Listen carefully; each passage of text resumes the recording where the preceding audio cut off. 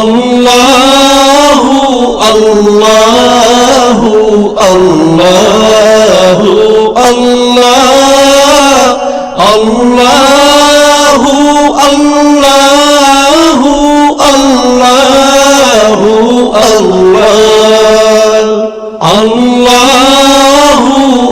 আল্লাহু আল্লাহু আল্লাহ আল্লাহু আল্লাহু আল্লাহু আল্লাহ আল্লাহু আল্লাহু আল্লাহু আল্লাহ। আসসালামু আলাইকুম ওয়া রাহমাতুল্লাহি তাআলা ওয়া বারাকাতুহু ইন্নাল হামদুলিল্লাহ ওয়াসসালাতু ওয়াসসালামু আলা রাসূলিল্লাহ বা'দ ফাআউযু বিল্লাহি মিনাশ শাইতানির রাজীম বিসমিল্লাহির রহমানির রহিম ওয়া মিম্মা রাযাকনাহুম ইউনফিকুন সাল্লাল্লাহুল আযীম। সুপ্রিয় দর্শক, দেশে কিংবা দেশের বাইরে যে যেখান থেকে দেখছেন এই মুহূর্তে আপনাদের প্রিয় বাংলাদেশ টেলিভিশন আপনাদের সকলকে স্বাগত জানাই। পবিত্র মাহে রমাদানের শুভেচ্ছা জানাচ্ছি আমি ডক্টর ফখরুল আশিকি। শুরু করছি আপনাদের প্রিয় রমাদান বিষয়ক অনুষ্ঠান, যে অনুষ্ঠানটি ইতিমধ্যেই আপনাদের কাছে অনেক অনেক প্রিয়, কারণ এই অনুষ্ঠানটিতে আমরা একটা নির্দিষ্ট বিষয় নিয়ে কথা বলে থাকি। এখানে কোরআন থেকে তেলাওয়াত হয়ে থাকে, আজও তার ব্যত্যয় ঘটবে না। চলুন অনুষ্ঠানের শুরুতেই আমরা পবিত্র কোরআন থেকে তেলাওয়াত শুনে আসি। আউযু বিল্লাহি মিনাশ শাইতানির রাজীম।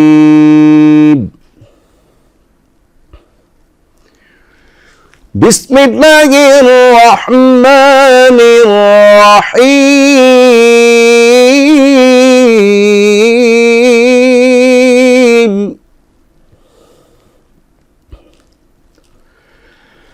ইয়া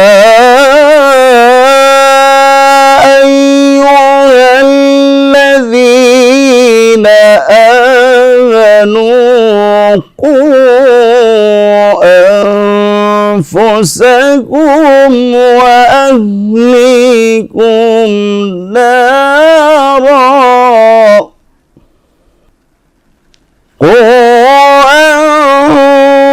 أنفسكم وأهليكم نارا وقودها الناس والحجارة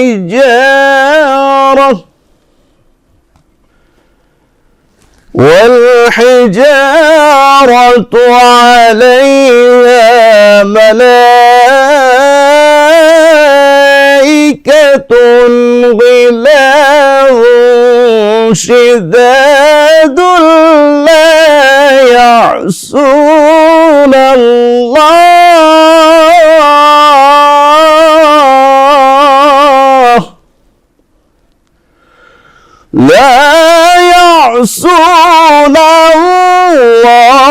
الله ما أمرهم ويفعلون ما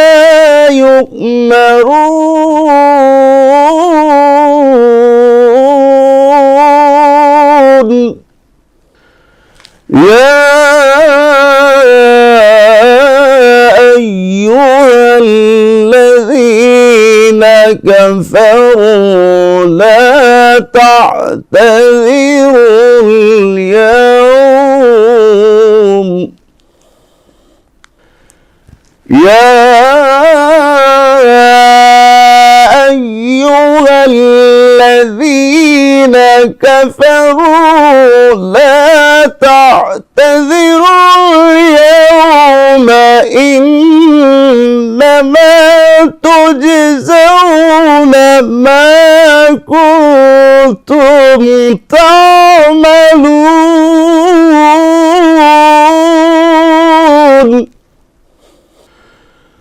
لا تعتذروا اليوم إنما تجزون ما كنتم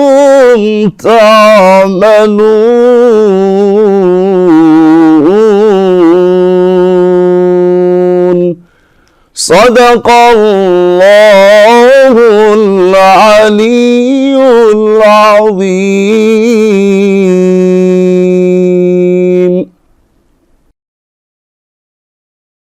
সূরা আত-তাহরিম আয়াত 6 ও 7।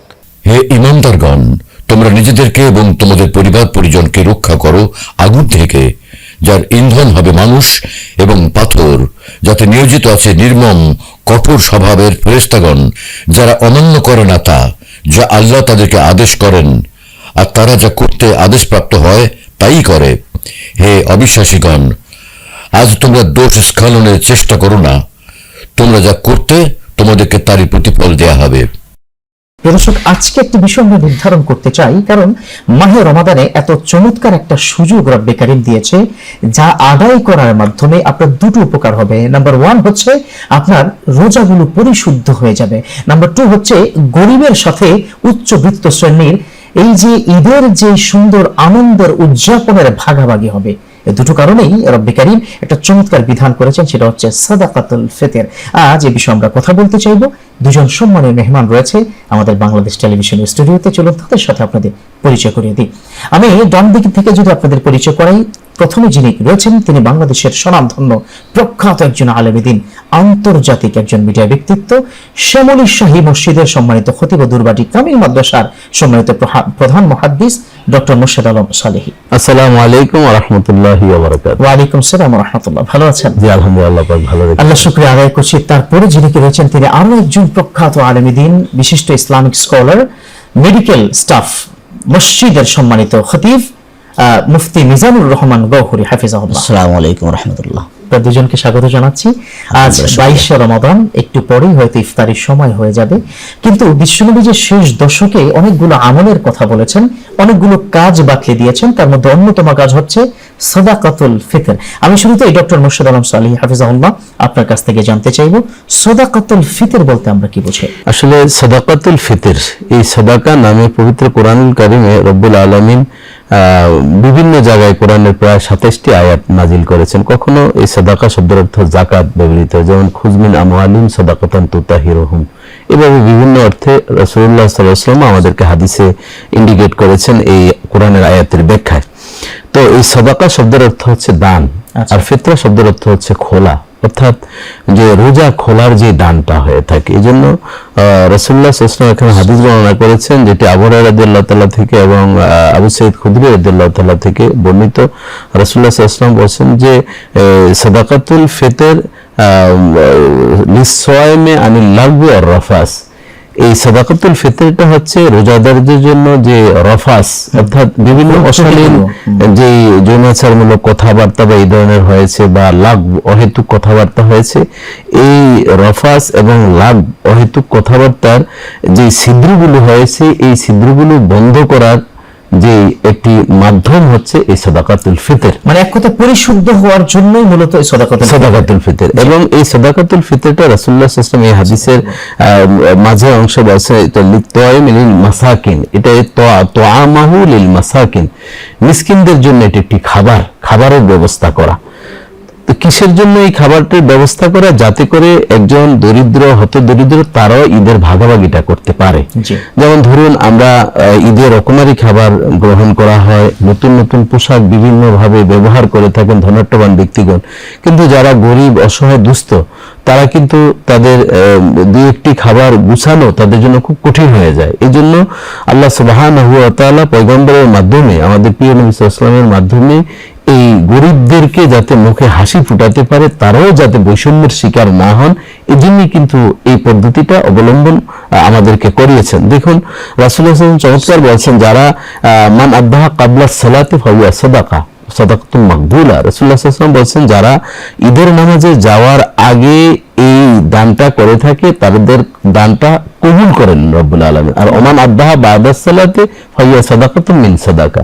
আর যারা ঈদের নামাজের পরে এসে এই সাদাকাতুল ফিতর দেয়, এটা সাধারণ একটা দানে পরিণত হয়। এখানে কয়েকটা প্রশ্ন কিন্তু ইতিমধ্যে তৈরি হয়ে গেছে। যেমন আমরা জানি যে প্রত্যেকটি ব্যক্তির উপরে কিন্তু সাদাকাতুল ফিতর মানে ফিতরাহ, যেটা বাংলাদেশের শব্দ আমরা ব্যবহার করি, এটা আদায় করা, এটা কিন্তু ওয়াজিব। সেক্ষেত্রে যাদের ইনকাম খুব কম, বিলো টাইপের, যে দিন আনে দিন খায়, সংসারে খুবই টানাপোড়েন অবস্থা, তাদের উপরও কি ফিতরাটা ওয়াজিব হবে? এখানে সাদাকাতুল ফিতর আর যাকাতের বিষয়টা আমাদের ক্লিয়ার করতে হবে। যেমন যাকাতের জন্য হচ্ছে একটি বছর মালিকের নেসাব হওয়া, অর্থাৎ 52 ভরির উপর সমপরিমাণ যে অর্থটা, এবং ওলামায়ে কেরাম ধরেছেন 85 বা এখন 1 লক্ষ টাকা আমরা এটাকে ধরতে পারি বর্তমান বাজার অনুযায়ী।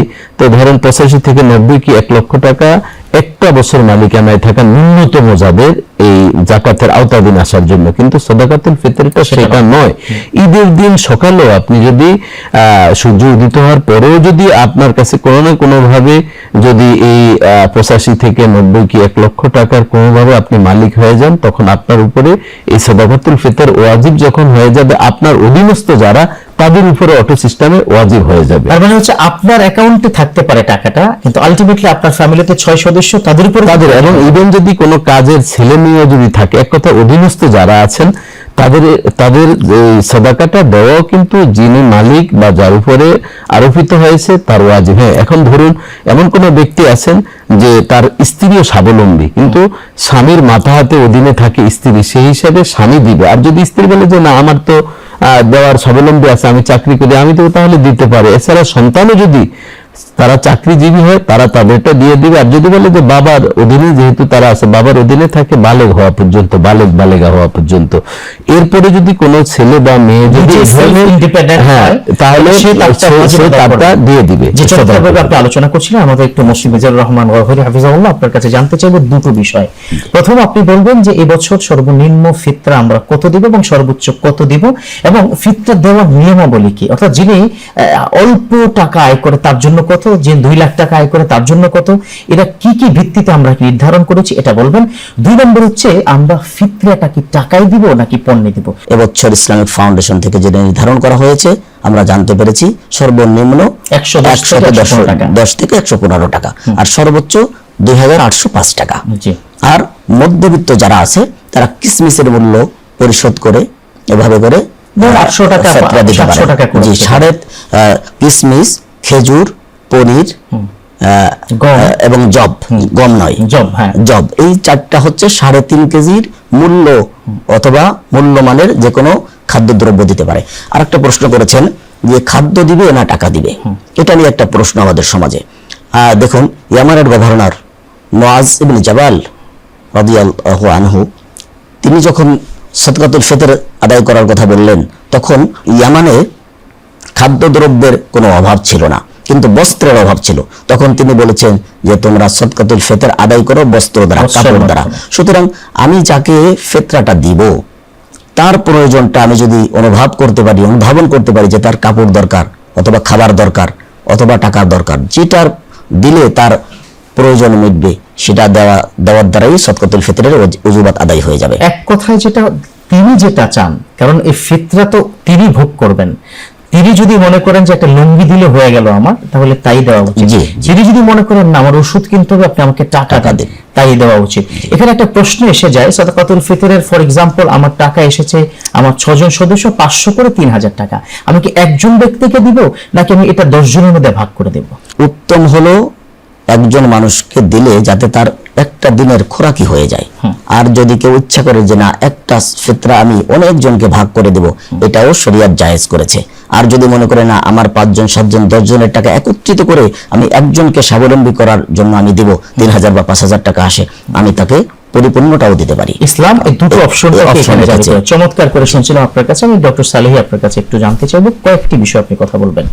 প্রথমত আপনি কথা বলবেন যে আমাদের দেশে বর্তমানে যেই অপশন আছে, যেমন আমরা থাকি শহরে, আমার হয়তো কোনো বোন থাকে গ্রামে খুব গরিব অসহায়, এখন আমি ঢাকা থেকে তাকে গিয়ে সেখানে পাঠাবো, কিংবা ওই যে অনেকগুলো মাধ্যম আছে, মোবাইল অ্যাপস এর মাধ্যমে পাঠাবো, কিংবা তাকে কিভাবে কি বললে এটা আদায় হয়ে যাবে, কখন কিভাবে করবেন, এটা আপনি একটু আলোচনা করবেন। আর সেকেন্ড হচ্ছে, এখন 22 রমাদান, আমরা কি এখন থেকেই করব নাকি এটা ওই যে সূর্য ডুবার পর অর্থাৎ শেষ রমাদানে সূর্য ডুবার পরে দিব, কোনটা দিলে ভালো হয়? প্রথম আগের প্রশ্নটির জবাব যদি একটু দিন। জি, ধন্যবাদ আপনাকে। আসলে এখন ডিভাইস বা অ্যাপস এগুলো মানুষকে যান্ত্রিক বা করে তুলেছে এবং মানুষের কল্যাণের জন্যই। তো একজন মানুষের কাছে পৌঁছানো যথাসময়ে পৌঁছানোর জন্য ডিভাইস বা অ্যাপস ব্যবহার করা এটি কোনো ইসলামী শরীয়তের কোনো বিধি নিষেধ নেই, অর্থাৎ ইসলামী শরীয়তের সহজ করা হয়েছে। বরং এই জন্য আমরা সেভাবে আগে পৌঁছিয়ে দিলেই সবচেয়ে উত্তম। এই জন্য সে তার মন মতন পোশাক হোক, খাবার হোক, সে কিনতে পারে, যেমনটি মোহতারাম বলছেন। আপনি দেখুন, এই যে আমাদের 4টি জিনিসের কথা রাসূলুল্লাহ সাল্লাল্লাহু আলাইহি ওয়াসাল্লাম, এটি মুআবিয়া রাদিয়াল্লাহু তাআলা এবং আবু সাঈদ খুদরি রাদিয়াল্লাহু তাআলা বলছেন যে রাসূলুল্লাহ সাল্লাল্লাহু আলাইহি ওয়াসাল্লাম কি কি দিয়ে দিতেন। তিনি বলছেন তামারাতিন, খেজুর দিয়ে, তারপরে সয়াবিন বা সেই জব দিয়ে, তারপরে কিশমিশ বা কিশমিশ দিয়ে, হ্যাঁ, তারপরে শাইরিন, এইভাবে যে উল্লেখগুলো করছেন একটার পর একটা 4টি জিনিস উল্লেখ করেছেন। এই 4টির ভিতরে আরেকটি গমের কথা যেটা আসছে, এই জাবিবিন, এই গমের বিষয়টা আসছে। দেখুন, মুআবিয়া রাদিয়াল্লাহু তাআলার যে সময়টা, সেই সময়ে এসে গমের উৎপাদনটা খুব ভালো ছিল, কিন্তু রাসূলুল্লাহ ইসলামের জামানায় গমের যে দামটা ছিল সেটা কিন্তু ওই যে একসা খেজুরের যে মূল্য ছিল, অর্ধসা গমের সেই মূল্য ছিল। আচ্ছা, যেমনটি আমাদের স্বর্ণ এবং রূপের ভিতরে আমরা একটু বৈষম্য এখন দেখতে, কোথায় 7.5 ভরি, কোথায় 52.5 ভরি। তো সাহাবায়ে কেরাম কিন্তু খেজুর দেওয়াটা পছন্দ করতেন, কারণ খেজুরটা তাদের সহজলভ্য ছিল, এই জন্য তারা সেটা দিতে পারে। যেমন আব্দুল্লাহ ইবনে ওমর রাদিয়াল্লাহু তাআলাকে একবার সাহাবায়ে কেরাম প্রশ্ন করলেন যে মুআবিয়া রাদিয়াল্লাহু তাআলা আমল থেকে গমের উৎপাদন ভালো, এখন তো সবাই গম দিয়ে দিচ্ছে, আপনি কেন খেজুর দিচ্ছেন? তো উনি বলছেন যে আমি সাহাবায়ে কেরামের অনুসরণ করছি, এবং রাসূলুল্লাহ সাল্লাল্লাহু আলাইহি ওয়াসাল্লাম যেভাবে দিয়ে আসছেন সেভাবে আমি পছন্দ করি। এই কথাটা কেন আমি বললাম, যে দেখুন, এখানে মুআবিয়া রাদিয়াল্লাহু তাআলার জামানায় যখন গমের উৎপাদনটা ভালো হলো, তখন তিনি ঘোষণা দিয়ে দিলেন, গম যেহেতু মানুষ এটা খাবার হিসাবে তোয়ামাতান লিল মাসাকিন, মিসকিনদের জন্য, অসহায়দের জন্য, সবার জন্য গমটা সবচেয়ে সুইটেবল, এই জন্য গমটা দিয়ে দেওয়া উত্তম। এক সময় খেজুর দিয়ে দেওয়া হতো, গম ছিল না বলে, গম থাকার পর তখন গম দিয়ে দেওয়া হয়েছে। এই জন্য ডিভাইস আমাদেরকে, অ্যাপস আমাদেরকে সহজ করে দিয়েছেন, আমরা টাকাটা পৌঁছে দিও, তবে সেটা যাতে আগে হয়, ঈদের নামাজে যাওয়ার আগে যায়। একটা প্রশ্ন দাঁড়িয়ে যায়, কোনো কারণে তার কাছে ওই ডিভাইস নেই, কিংবা ওই অ্যাপস নেই, কিংবা ওই অ্যাকাউন্টটা তার করা নেই, এখন আপনি টাকাটা কিভাবে দিলে আপনার আদায় হয়ে যাবে? হ্যাঁ, এখন এখানে আপনি যেটা বুঝাতে চেয়েছেন, হয়তো এমনও হতে পারে, অনেক সময় দেখা যায় সদকাতুল ফিতরের টাকাটা বাড়িতে ঈদের পরে যায়, তখন গিয়ে পৌঁছায়। জি, এটা কিন্তু শরীয়ত সম্মত হবে না। যদি তাকে মালিক বানিয়ে দেন, মালিক ঠিক আছে, আমি বললাম আপনার কাছে রাখুন, আপনি তো এরকম, এটা তো গাণিতিক বিষয় না যে মনে করি এটা এক্স ওয়াই। কারণ এখন একজনকে যদি আপনি বলেন, হারে তোমার জন্য আমি 1 কেজি কালো আঙ্গুর কেনার চিন্তা করেছিলাম, কিন্তু সময়ের অভাবে পারি নাই, এতে আরো তার জ্বালাপোড়া বাড়িয়ে দিলেন। না বলতেন তাই ভালো ছিল।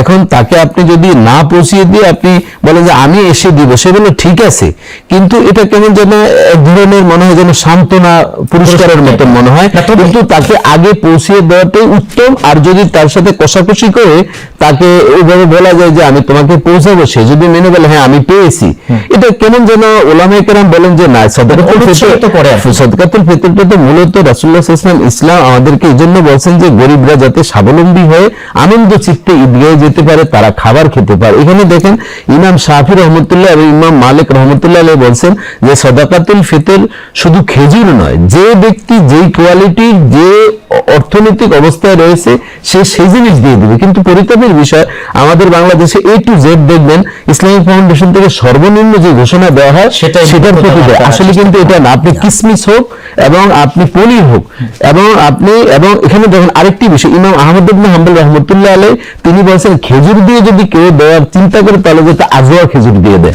এবং উত্তমটা, তার মানে কি দেওয়ার ক্ষেত্রে উত্তম গুলো খুব চমৎকার করে আপনাকে চুজ করতে হবে। কারণ বিশ্বনবী কি বলেছেন, মান আহাব্বা বিনাফসি ফাকাদ আহাব্বা লিগাইরি, এবং বুখারী শরীফে আরেকটা হাদিসে এসেছে আলাহা সামানান, যে তুমি দান করবে যেটার উঁচু মাকাম রয়েছে মূল্যের দিক থেকে, সেটাই তুমি আরেকজনকে দিবে। সর্বোত্তমটা দিয়ে তুমি যে উত্তমটা নিজে পছন্দ করো, অন্যের জন্য তুমি সেটা পছন্দ করবে। আমি একটা প্রশ্নকে মোহতারাম আপনি করেছিলাম, যেটা জবাব আপনি এখন দিবেন। এখন 22 রমাদান চলছে, আমরা কি আজ থেকে দিব, নাকি ওই যে সূর্য ডোবার পরে থেকে ডেকে ডেকে দিব, কোনটা? আলহামদুলিল্লাহ, মূলত সাদকাতুল ফিতর ওয়াজিব হয় ঈদের দিন সুবহে সাদেকের পূর্বে। সুবহে সাদেকের পূর্বে যে সন্তানটা জন্মগ্রহণ করেছে তারও কিন্তু সাদকায়ে ফিতর ওয়াজিব হয়ে যাবে। কেউ যদি ঈদের দিন সুবহে সাদেকের পরে ইন্তেকাল করে, তাহলে কিন্তু তার সাদকায়ে ফিতর ওয়াজিব হবে না। আচ্ছা, এই জন্য ঈদগাহে যাওয়ার আগে দিলে এই সদকাটা কবুলিয়তের মান বজায় রাখা সম্ভব।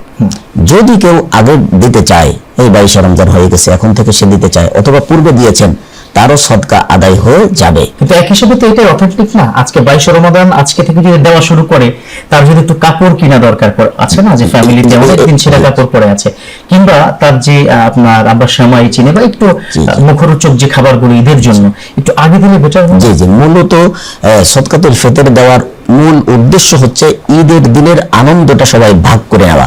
এখন আমরা যদি ঈদের নামাজের আগে অর্থটা দেই, সে এই তার সেমাই চিনি বা পোলাও চাল যা কিছু কেনা দরকার এটা কিনতে পারবে না। জি, এই জন্য পূর্বের থেকে দিলে এটা আমাদের ইজমা, আমাদের কিয়াস, যে আগের থেকে দিলেই উত্তম হয় আমাদের জন্য। কিন্তু মূলত কিতাবে যেটা বলা হয়েছে যে ঈদুল ফিতরাটা ওয়াজিব হয় ঈদের দিন সুবহে সাদেকের পরে, সুতরাং ঈদের নামাজে যাওয়ার আগে এটা আদায় করে দিতে হবে। কাদেরকে আমরা সাদাকাতুল ফিতরটা দিব, জি, তার মধ্যে কাদেরকে বাছাই করব? একটা হচ্ছে কাদেরকে, কোন কোন মানুষজন পাবেন, আর আমার আত্মীয় স্বজন কিংবা দূরবর্তী কাদেরকে আমরা বাছাই করব? যাকাতের বিষয়ে যেমন আমরা দেখব, একেবারে আমার নিকট আত্মীয়দের মধ্যে যারা খুবই অসহায় দরিদ্র, তাদেরকে আমরা বাছাই করতে পারি। আচ্ছা, 1 নম্বর, যে আমাদের অতি নিকট আত্মীয় যারা আছে, তারা যদি এরকম অসহায় থাকে, যারা ঈদের দিনের আনন্দ, আমি আনন্দ করছি আর তারা অভাবে আছে, তারা আমার মুখের দিকে তাকিয়ে আছে, সুতরাং তাদেরকে খুঁজে খুঁজে আগে আমার ফিতরাটা আদায় করে দিতে হবে। জি, এভাবে করে যেমন যাকাতের যে 8টা খাত আছে, এই 8টা খাতের যে কোনো খাতে এই অর্থটা দিলে আদায় হয়ে যাবে বটে, কিন্তু দেখতে হবে যে আমার অতি নিকটের যারা অসহায় অবস্থায় আছে, অবিজিল কুরবা ওয়াল ইয়াতামা ওয়াল মাসাকিন, আমার নিকট আত্মীয়দের মধ্যে হতে পারে আমার মা, হতে পারে আমার বাবা। এই মা বাবা, যাকাত যেমন মা বাবাকে দেওয়া যায় না, কিন্তু ফিতরাটা তাদেরকেও দেওয়া যায়। আচ্ছা, এখন আপন ভাই বোনকেও তো দেওয়া যাবে, ফিতরাটা দেওয়া যাবে আপন ভাই বোনকেও, ফিতরা দেওয়া যাবে। সন্তানকে নিজের এই ফিতরা হচ্ছে যাকাতের সমপর্যায়ের, কিন্তু এই ক্ষেত্রে নিজের সন্তানকে দেওয়া যাবে না। রক্তের কানেকশন যারা আছে তাদেরকে অন্যভাবে দিলে সদকায়ে ফিতরাটা সুন্দরভাবে আদায় হবে। যেহেতু ফিতরাটা আদায় হওয়া অর্থ হচ্ছে আমার রোজাটার পরিশুদ্ধতা। আচ্ছা, আমার রোজার পরিশুদ্ধতার জন্য আমি বাছাই করে নেব, আমার আত্মীয় স্বজন নিয়ে, আমার ছেলে সন্তান নিয়ে তো আমি আনন্দে আছি, আমার অর্থ পেয়ে যেন অন্য আমার হকদার যারা, অন্য প্রতিবেশী যারা, অন্য দরিদ্র যারা, তারা যাতে সুন্দরভাবে ঈদ উদযাপন করতে পারে, এদিকে লক্ষ্য করে আমি দেখবো অবিজিল কুরবা ওয়াল ইয়াতামা ওয়াল মাসাকিন। আমাদের দেশে একটা ট্রেন্ডিং আছে, বিশেষ করে গ্রামে, আপনার ঈদের দিন সকালবেলা আসলেই আমরা 5 টাকা করে, 10 টাকা করে, হাজার হাজার বা শত শত মানুষকে দিয়ে থাকি। এতে করে আসলে আমার ফিতরাটা আদায় হচ্ছে কিনা? ঈদের দিন যদি ঈদের নামাজের আগে কেউ যদি ফিতরাটাকে মনে করে যে আমি আমার মাথা পিছু একটা ফিতরা 400 বা 2800 সর্বোচ্চ টাকা, এই টাকাটা আমি ভাঙতি করে ঈদগাহে যাওয়ার আগে আমি ভিক্ষুকদেরকে দিব ফিতরা আদায়ের নিয়তে, তাহলেও তার ফিতরা আদায় হয়ে যাবে, যেহেতু ভেঙে ভেঙে দেওয়ার ও একটা বিধান শরীয়তে রেখেছে। তাহলে এখানে আপনার মূলত হচ্ছে ইন্নামাল আমালু বিন্নিয়াহ, নিয়তটা হচ্ছে মূল বিষয়, যে আপনি ভিক্ষুকদেরকে দেন আর যাদেরকে দেন না কেন ফিতরার নিয়ত আপনাকে দিতে হবে। তবে এই ক্ষেত্রে একটা জিনিস লক্ষণীয়, তা হলো আমাদের দেশে যে কমার্শিয়াল ভিক্ষুক আছে, অনেকে যাকাত দেওয়ার উপযুক্ত, খাওয়ার উপযুক্ত না।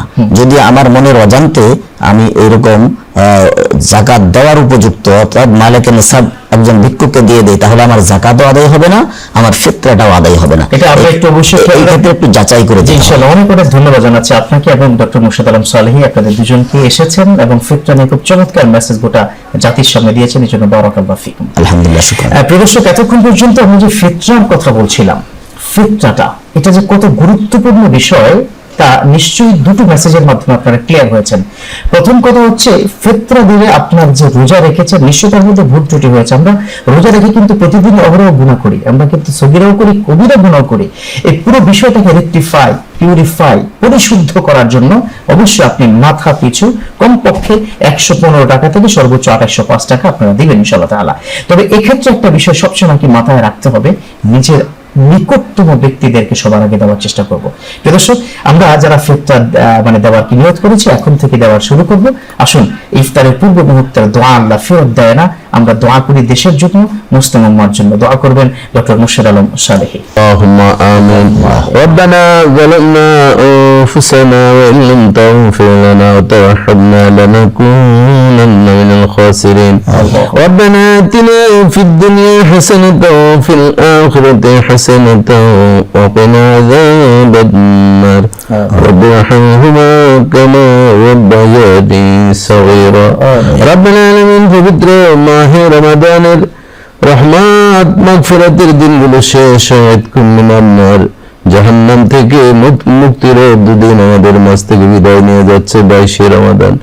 মাবুদ গো, এই দোয়া কবুলের সময় আমরা যারা হাত তুলেছি আমাদের প্রত্যেকের জিন্দেগানির গুনাহ মাফ করে দাও, সওয়াবগুলো অধিক অধিক বৃদ্ধি করে আকে মাওলা তাজদার মদিনা প্রিয় নবী সাল্লাল্লাহু আলাইহি ওয়াসাল্লাম পবিত্র রওজা মুবারকে পৌঁছে দাও। আম্বিয়া কেরাম, সাহাবা কেরাম এবং আমাদের আত্মীয় স্বজন, পিতা মাতা, আপনজন প্রত্যেকের রহমত মুবারকে পৌঁছে দাও। খাস করে দেশের উপরে রহমত নাজিল করো, শেষ পর্যন্ত সিয়াম সাধনা করার তৌফিক দাও।